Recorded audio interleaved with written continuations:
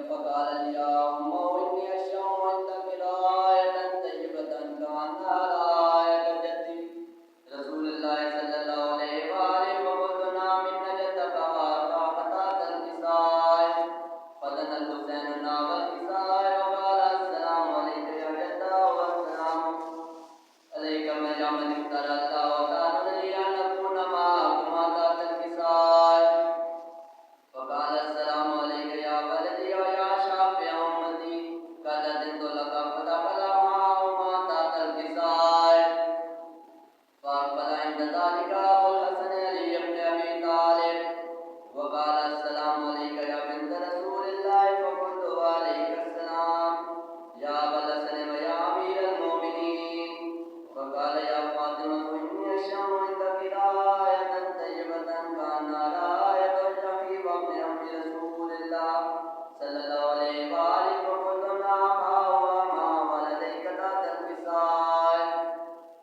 فأقبل علي نحو الكساء وقال السلام عليك يا رسول الله صلى الله عليه وآله أتعلم لي أن أكون معكم تحت الكساء قال له وعليك السلام يا أبي ويا وسيم وخليفتي وصاحب الوعي قد أذنت لك فدخل علي تحت الكساء ثم أتيت نحو الكساء وقلت السلام عليك يا أبتاه يا رسول الله أتعلمني أن أكون معكم تحت الكساء قال وعليك السلام يا بنتي ويا بنتي قد أذنت لك فدخلت تحت الكساء فلما اكتملنا جميعا تحت الكساء أخذ بي رسول الله بطرفي الكساء وما يا بيد الجمن إلى السماء وقال اللهم إن هؤلاء أهل بيت وفاستي وعامتي لامهم لمي ودمهم دمي يؤلمني ما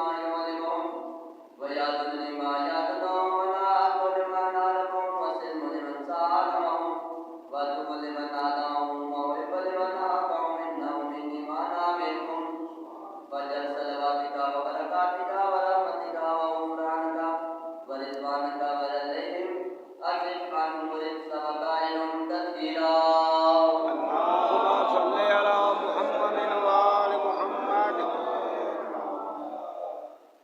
وقال الله جل يا ملائكتي ويا سكان السماوات إني ما خلقت السماء مبنيا ولا أرضا مليا ولا قمرا منيرا ولا شمسا مضيئا ولا قلبا يدور ولا باغ يجري ولا فلك يسري إلا في محبة هؤلاء الخمسة الذين هم تحت الكساء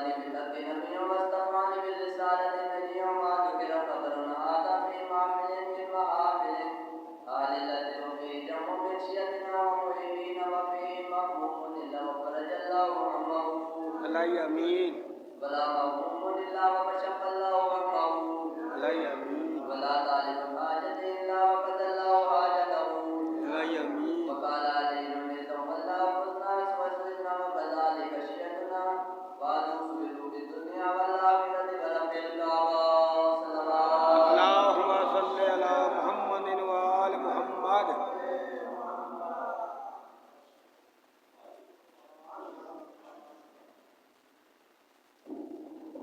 اللهم صل على اللهم صل على محمد وآل محمد بارے دیگر سلوات اللهم صل على محمد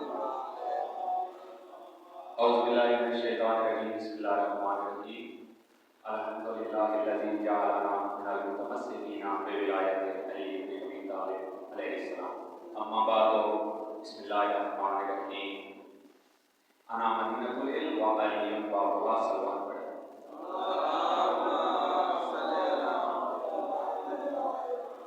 ماشاءاللہ اللہ ان بچوں کی زندگیاں دراز فرمائے اور تمام امین کے بچوں کو تعلیمات آل محمد نصیب فرمائے اور دعا کروں کہ اللہ کے عالم محمد و آل محمد کا خالق آپ کا اس مقدس مقام پر چل کر آیا پاک پر ہمیں قبول فرمائے امین جب تک ذات مسیح مبارک تشریف نہیں لاتے تو 5-10 میں ایک ذکر اس کے بعد آپ کی نام کا تمام ایک جملے سے آغاز کرنا چاہتا ہوں یہ جو انسان کا گھر ہے یہ انسان کی عبادت گاہ ہے اچھا مسجد امام بارگاہ یہ اپنی جگہ پہ عبادت کی جگہ ہے لیکن جو سب سے پہلے انسان کا گھر ہے وہ انسان کا گھر جو ہے انسان کے لیے ایک عبادت گاہ بن سکتا ہے یعنی آپ کا گھر میں اٹھنا بیٹھنا چلنا پھرنا وہ عبادت میں شمار ہو سکتا ہے کیسے اچھا پاک جناب رسول خدا کی ایک حدیث ہے پاک جناب رسول خدا فرماتے ہیں کہ جب ایک بندہ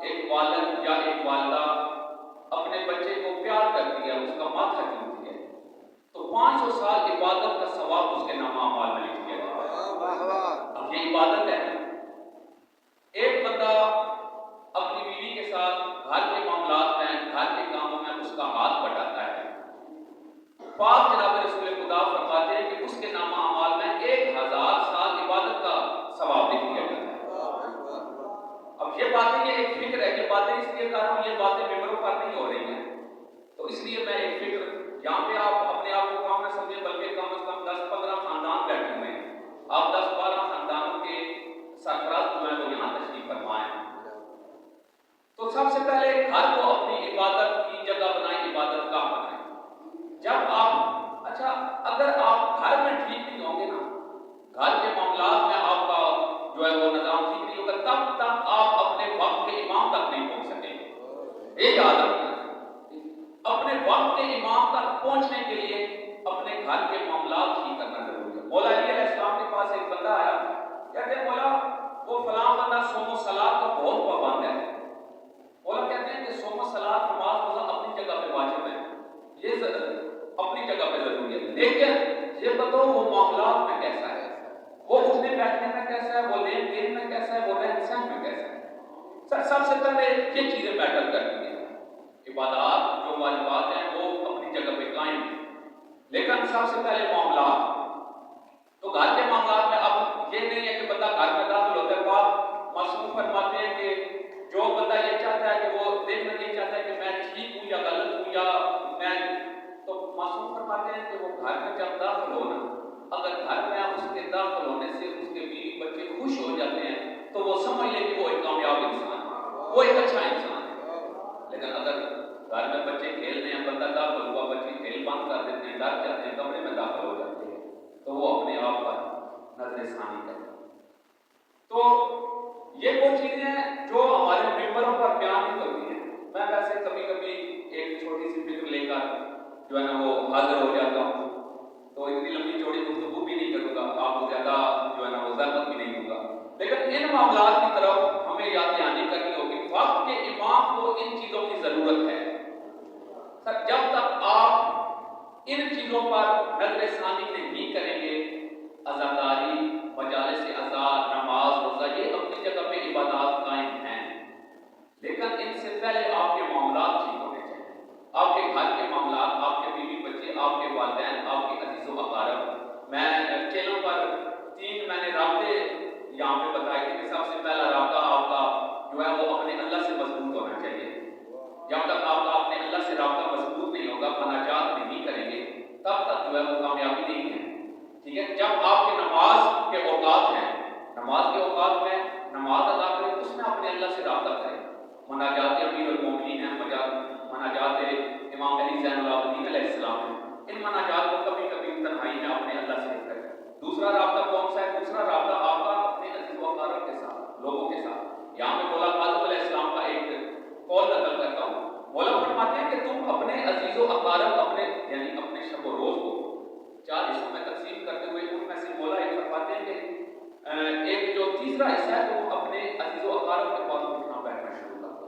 اپنے رشتہ داروں کے پاس جاؤ، اپنے بہن بھائیوں کے پاس بیٹھو، اپنے دوستوں کے پاس بیٹھو. لیکن کون سے دوستوں کے پاس؟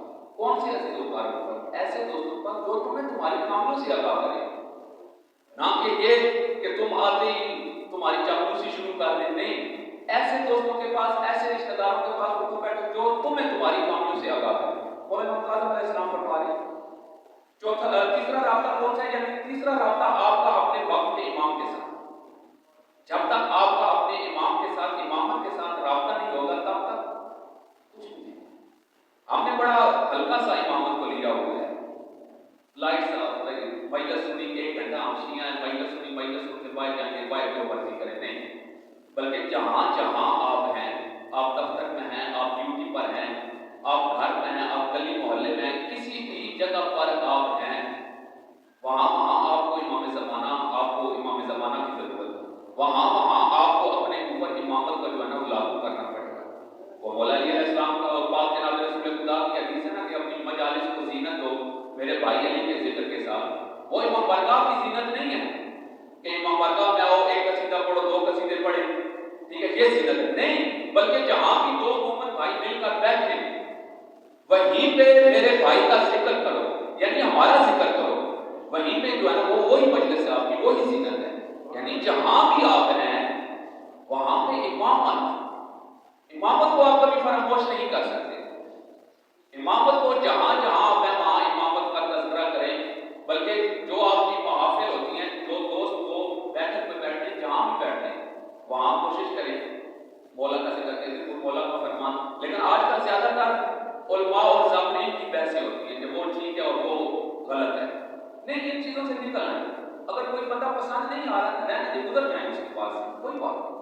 کوئی کہیں پہ وہی نازل نہیں ہوئی ہے یا کوئی آیت نہیں آئی ہے کہ آپ نے اس ذاکر کو ماننا ہے، اس مولانا کو ماننا ہے، تب آپ کو جنت ملے گی. نہیں، اختلاف اپنی جگہ، علمی اختلاف ہوتا ہے. کسی کے ساتھ انسان کا ذہن ملتا ہے، کسی کے ساتھ نہیں ملتا ہے. لیکن اختلاف کا مطلب لڑائی جھگڑا فساد نہیں ہونا چاہیے. تمام مومن لا الہ الا اللہ محمد رسول اللہ علی ولی اللہ پڑھنے والے ہو. ان چیزوں پر آپ غور و فکر کریں. ٹھیک ہے. مولا فرماتے ہیں کہ جو بھی کسی مومن کی حاجت روائی کرے گا وہ عام جو ہے وہ طواف سے بھی افضل ہے، نماز روزے سے بھی افضل ہے. جو عام آج آپ دیکھیں ہم مومنین کے ساتھ کتنے مخلص ہیں. آیا جو ہمارے ساتھ، اب ہم یہ بھی ڈھونڈتے ہیں کہ مومن کون سا ہونا چاہیے، کہ مومن کون سا ہے جو 5 وقت کا نمازی ہے، یا جو نماز تہجد کے لیے ہوتا ہے، جو اچھا مادی ہے، جو اچھا عزادار ہے. جو نہیں، جو بھی محمد والے محمد سے محبت کرتا ہے اس کا آپ احترام کریں. اس کا احترام اس وجہ سے نہ کریں اپنی انا کی خاطر یا اپنی وجہ سے نہیں، بلکہ اس کا احترام محمد والے محمد کی وجہ سے کریں. دشمنی آل محمد کی وجہ سے، دوستی آل محمد کی وجہ سے، اتحاد بنام حسین ابن علی، بس اس نام پر آپ کا اتحاد ہونا چاہیے، نہ کہ ولایت کے اوپر بندہ جھگڑ رہا ہو. یہ بری بات ہے. جھگڑنا آپ کے پاس کی بات ہے. جو علماء کی بحث ہیں وہ علماء تک رہنے دیں. جو آپ کے اندر کی باتیں وہ آپ اپنی ڈسکس کریں، غلطفہمیاں دور کریں.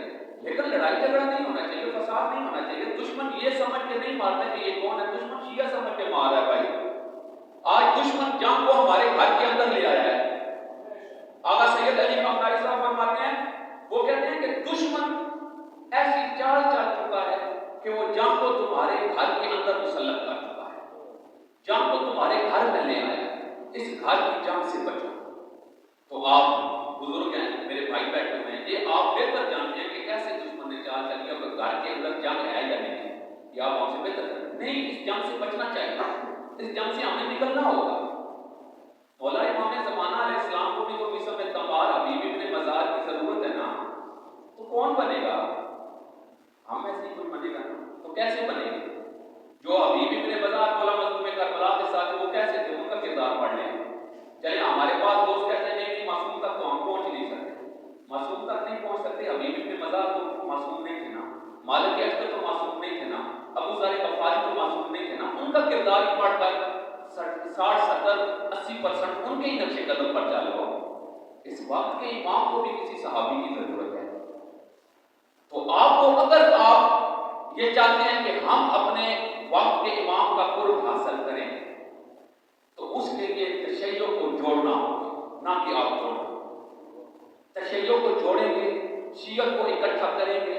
اگر دو مومن کسی وجہ سے لڑائی کر چکے ہیں تو اس میں جو ہے وہ اپنا سوال شامل نہ کریں، بلکہ اس دو مومنین کو راضی کروا دیں۔ اچھا، ایک والد ہے، وہ کیا چاہتا ہے؟ ایک والد یہ چاہتا ہے کہ اس کی تمام اولاد ایک جگہ اکٹھی رہے۔ اگر اس کی اولاد لڑائی جھگڑا کرے گی، ایک والد کو یہ چیز اچھی نہیں لگتی ہے، وہ کہتا ہے نہیں، بلکہ میرے سارے بچے ایک دسترخوان پر ایک جگہ اکٹھے ہو جائیں۔ اچھا، جب اولاد اکٹھی ہوتی ہے والد خوش ہو جاتا ہے، اس کی زندگی آ جاتی ہے۔ یہی بات ہے، مولا امام زمانہ فرماتے ہیں ہم تمہیں تمہارے والدین سے زیادہ محبت کرتے ہیں۔ آپ خود سوچیں کہ جب میں اور آپ جھگڑا کر رہے ہوں گے، اس سے امام خوش ہوں گے؟ نہیں، امام کبھی خوش نہیں ہوں گے، بلکہ امام کو دکھ پہنچتا ہے کہ میرے ہی شیعہ میری ہی وجہ سے، ہماری ہی محبت کی وجہ سے آپس میں لڑائی۔ اختلاف اپنی جگہ پہ رکھے کوئی بات نہیں، لیکن اختلاف کو لڑائی جھگڑا فساد نہیں بنانا چاہیے۔ ان چیزوں پہ ہمیں غور کرنا ہوگا، اپنے وقت کے امام کے ساتھ رابطہ بحال کرنا ہوگا۔ اگر وقت کے امام سے رابطہ نہیں کر سکتے نا، پھر اتنا بڑا دعویٰ کرنے کی ضرورت نہیں، پھر ٹھیک ہے، جس طرح ایک نارمل سلوات پڑھے والا ہوں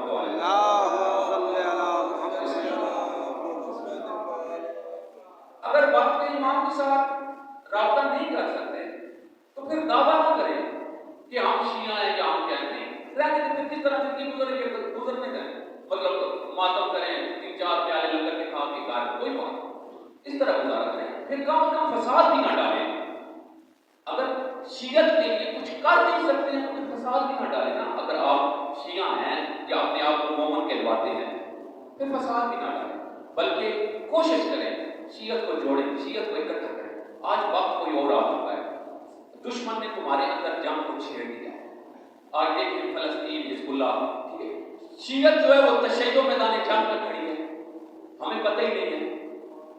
تشیع آج میدان جنگ میں، سادات آج میدان جنگ میں کھڑی ہے۔ 3 سید ہے جس سے دنیا ڈر رہی ہے، سید حسن نصر اللہ، سید علی سیستانی، سید علی قامنائی۔ آج کوئی اپنا ہے، کوئی پرایا ہے، کوئی بھی ہے، وہ مان گیا، وہ کہتا ہے کہ نہیں شیعہ کے علاوہ کوئی۔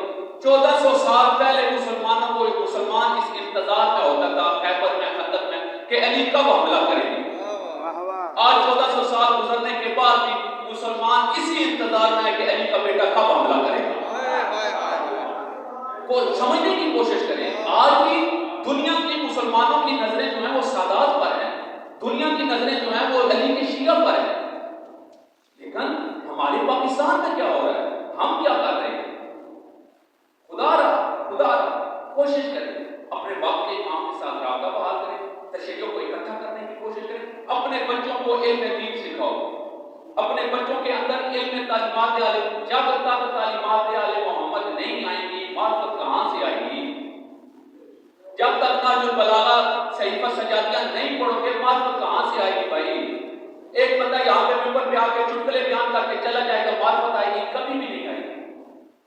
بلکہ ایسے معرفت لوگوں کو بلائیں، تعلیمات آل محمد سے آپ کو آگاہ کریں، کوئی مولا کا فرمان آپ کو سنائیں، تعلیمات علی کا کردار کیسا تھا، علی کی شجاعت کیسی تھی، علی کا تقویٰ کیسا تھا۔ آپ سارے خاندانی سید ہیں، مولا امام علی زین العابدین علیہ السلام کی جو ہے وہ اولاد میں تھے، تو آپ نے کبھی مولا کی سیرت بھی پڑھی ہے؟ نہیں، کسی کو بھی نہیں پتا ہے کہ مولا علی زین العابدین علیہ السلام کی سیرت کیا تھی، نہیں پڑھی۔ کو سیرت حضور کی بات فضائل کا بھی نہیں پتا ہے. ہمیں صرف 2 ائمہ یاد ہے، مولا علی علیہ السلام کے فضائل، مولا مظلوم کربلا کے مسائل، بس. امامت 12 امام ہیں ہمارے. شروع سے بچوں ہمیں جو ہے ماں کی گود سے 12 امام پڑھائے گئے ہیں. تو پھر 12 امام کو کچھ نہ کچھ ایک ایک فرمان تو یاد ہونا چاہیے.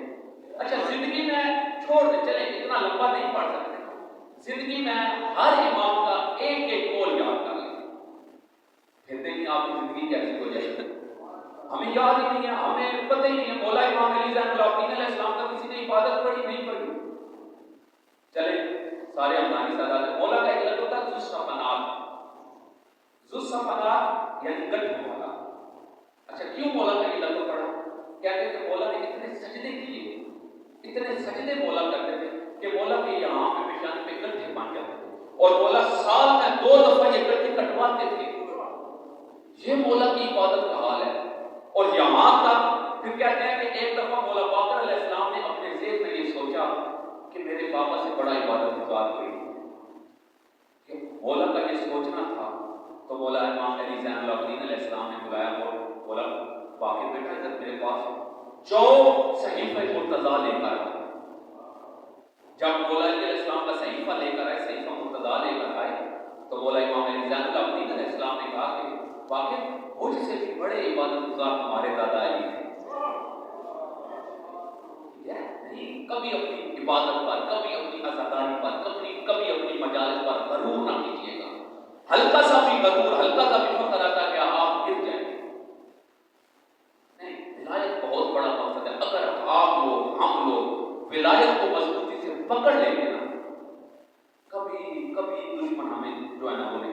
ایران کیا؟ ایران میں ولایت ہے بھائی، ایران میں شیعت ہے. ایران والے جو ہے وہ آج وہ ایک شاعر کا شعر ہے کہ ایران جو پرواز کو پر بول رہا ہے، سچ تو یہ ہے کہ اندر سے علی بول رہا ہے. سر یہ جو ایران کام کر رہا ہے یہ علی والے ہی کام کر سکتے ہیں اور کوئی نہیں کر سکتا. آج آپ دیکھیں افسوس سے یہ کہنا پڑتا ہے کہ ہمارے ہی مومنین، اپنے ہی مومنین، اپنے ہی علماء کے دست و گریبان ہوئے ہیں، ان کو ہی برا بھلا کہہ رہے ہیں. کیوں؟ کیا وجہ ہے؟ یہ ایک سازش ہے نا، یہ چال ہے، چل چکا ہے. جنگ صفین میں بھی چال ہی چلی تھی نا. جنگ صفین میں کیا ہوا تھا؟ جنگ صفین میں یہی چال تھی. جب دشمن مقابلہ نہیں کر سکا علی علیہ السلام کا، اس نے کیا کیا؟ اس نے چال چلی، اس نے نیزوں کو قرآن پر بلند کیا. اور مولا کے جو لشکر والے تھے انہوں نے مولا پہ تلواریں نکالی. انہوں نے کہا یا علی بند کر دیں، جنگ بند نہیں کریں گے، ہم آپ کو جو ہے نا آپ پر تلوار چلائیں گے، قرآن سے ہم جنگ نہیں کر سکتے. اچھا مولا تھے، مولا نے کہا تمہیں وہ قرآن نظر آ رہا ہے، میں ناطق میں قرآن نظر نہیں آ رہا، میں کہہ رہا ہوں مرجانہ کی وہ چال ہے، امراض کی چال ہے. انہوں نے کہا نہیں، مجبوراً مختصر کر دو. مجبوراً مولا کو جنگ بندی کرنی پڑی. مولا نے جنگ کو بند کر دیا. مالک اشتر واپس آ گئے. حالانکہ مالک اشتر بالکل جو ہے وہ فساد کی جڑ میں پہنچ گئے تھے، بلکہ اس کی گردن پر تلوار رکھتی تھی. لیکن جناب مالک اشتر کو مجبوراً واپس آنا پڑا. اس وقت امیر شام نے امراض کو کہا تھا کہ علی کی تلوار سے بھی کوئی تیز چیز ہے، بڑی تیز دھار والی تلوار ہے علی علیہ السلام کی. امراض نے کہا ایک چیز ہے جو علی علیہ السلام کی تلوار سے بھی تیز ہے. اس نے کہا وہ کیا؟ اس نے کہا مولا علی علیہ السلام کے لشکر میں، مولا علی علیہ السلام کے لشکر میں جو جہالت ہے، جو جاہل لوگ ہیں، اس سے یہ اس سے تیز ہے. تو یاد رکھنا کہ جب تک علی علیہ السلام کے لشکر میں جاہل ہیں تم سو جو حکومت تمہاری. اور وہی کام ہو. دشمن نے چال چلی، مولا جو ہے وہ کرتے رہ گئے کہ میں ناطق قرآن، میں ناطق قرآن، لیکن کسی نے نہ سنا. مولا کے لشکر میں تھے، معلوم نہیں کہ اس قرآن اور اس قرآن میں کیا فرق ہے. وہ اور قرآن ہے، یہ اور قرآن ہے. یہی چیز ہے. آج 1400 سال گزرنے کے بعد بھی جب دشمن سمجھ چکا ہے کہ ہم علی علیہ السلام کے پیروکاروں کا، سادات کا مقابلہ نہیں کر سکتے، اس نے ایک چال چلی. اس نے گھر گھر میں، گلی محلے میں ایک جنگ کو چھیڑ دیا. اب یہ ہم نے طے کرنا ہے، ہم نے دیکھنا ہے، مالک کے اختر ہم نے بننا ہے، مالک کے اختر جیسی بصیرت ہم نے لے کے آنی ہے. ہم نے اس جنگ سے بچنا ہے. ہم کیسے اس جنگ سے بچیں گے؟ یہ ہم نے اب خیال کرنا ہے. جہاں بھی جب بھی ممبر پر کوئی اپنوں کے خلاف بات کرے سمجھو یہ ہمارا نہیں ہے۔ بھائی میں نے پہلے کہا اختلاف اپنی جگہ پہ، کوئی مولانا کوئی ذاکر اچھا نہیں لگ رہا ہے رہنے دیں، اس کے پاس سے گزر جائے، اس کو نہ سنیں۔ لیکن یہ گالم گلوچ، یہ فساد، یہ لعنت تمہیں کس نے حق دیا ہے؟ تم کون ہو یا میں کون ہوں؟ میں کوئی امام نعوذ باللہ یا تم کوئی اور؟ تمہیں کس نے حق دیا کہ تم فتویٰ لگا دو کہ یہ جو ہے وہ مقصر ہے اور یہ بات ہے؟ آج کیا آپ بتائیں کہ اب کوئی نیا امام آیا ہے یا کوئی نئی وحی نازل ہوئی ہے؟ کچھ بھی نہیں ہوا ہے، وہی 12 امام ہے۔ مولا امام زمانہ کا انتظار ہر بندہ کر رہا ہے، ہر بندہ اپنے اپنے طریقے سے مولا امام زمانہ کا انتظار کر رہا ہے۔ تو کیوں کوشش کریں اپنے آپ کو متحد کریں، اکٹھا کریں، تاکہ ہم وقت کے اس شمر کا، وقت کے یزید کا مقابلہ کر سکیں۔ جب تک آپ کو ولایت کو، امامت کو مضبوطی سے نہیں پکڑیں گے تب تک کچھ بھی نہیں کر سکتے۔ آخری قطعہ اور اسی پر آپ نظام کو تمام، گلے ملو سب درود پڑھ کر حسد کی دیوار توڑ ڈالو، گلے ملو سب درود پڑھ کر حسد کی دیوار توڑ ڈالو، دلوں میں بغض و حسد رہا تو حسین کا غم کہاں رہے گا؟ دلوں میں بغض و حسد رہا تو حسین کا غم کہاں رہے گا؟ لبوں پہ غیبت دلوں میں نفرت، لبوں پہ غیبت دلوں میں نفرت، فریبی آنکھیں مکان غصبی